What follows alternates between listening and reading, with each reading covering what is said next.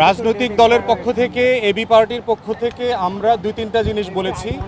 একটা হচ্ছে জাতিসংঘকে আমরা ধন্যবাদ দিয়েছি যে গত 16 বছরের ফ্যাসিবাদী আমলের সময় বাংলাদেশের জাতিসংঘের অফিস, তাদের যে আন্তর্জাতিক জেনেভা ভিত্তিক মানবাধিকার দপ্তর যেটা আছে, তারা বারবার আমাদের জনগণের পক্ষে দাঁড়িয়েছে, মানবাধিকারের পক্ষে দাঁড়িয়েছে, গণতন্ত্রের পক্ষে দাঁড়িয়েছে। সেগুলোকে আমরা সেই কাজের জন্য ধন্যবাদ দিয়েছি।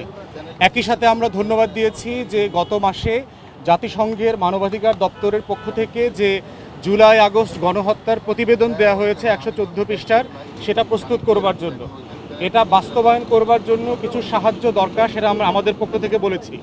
প্রথম যেটা দরকার আমরা বলেছি সেটা হচ্ছে যে জাতিসংঘের 3টা প্রতিষ্ঠানে এখনও পতিত স্বৈরাচার শেখ পরিবারের 3 জন আত্মীয় কাজ করছে।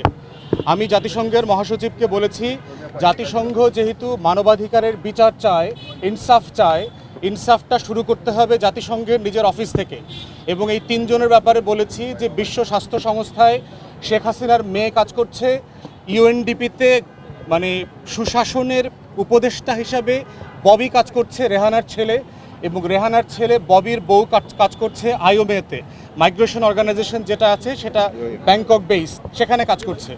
এবং যারা গত 15-16 বছর ধরে যেই পরিবারটা বাংলাদেশকে শোষণ করেছে, নির্যাতন করেছে, তাদের সদস্যরা যেই নেপোটিজম স্বজনপ্রীতির মাধ্যমে বাংলাদেশের অংশ হয়ে এই সব জায়গাতে কাজ পেয়েছে, আমরা বলেছি এই অ্যাপয়েন্টমেন্টগুলোকে রিভাইজ করবার জন্য।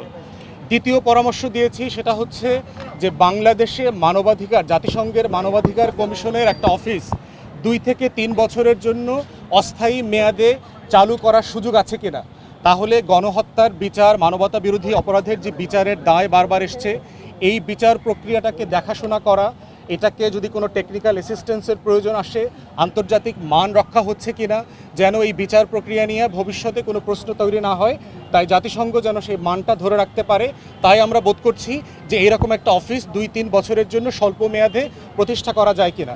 তৃতীয়ত বলেছি যে রোহিঙ্গাদের ব্যাপারে নিরাপদে প্রত্যাবর্তন করবার জন্য জাতিসংঘ যে প্রয়াস চালিয়ে যাচ্ছে, অন্তর্বর্তীকালীন সরকারের সাথে একমত হয়ে এটা যেন আরও বেগবান করা হয়।